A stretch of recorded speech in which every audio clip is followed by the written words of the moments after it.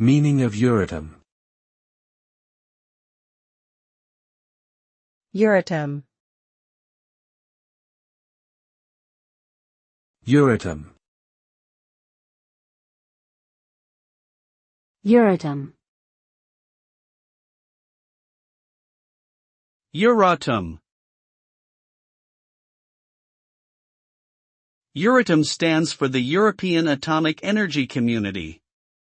It is an international organization that aims to promote cooperation and research in nuclear energy, ensure the safety of nuclear installations, and control the use of nuclear materials for peaceful purposes in Europe.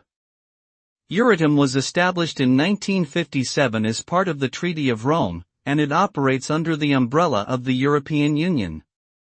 Its activities include supporting the development of new nuclear technologies, facilitating the exchange of knowledge and expertise between member states, and monitoring compliance with nuclear safety and security regulations.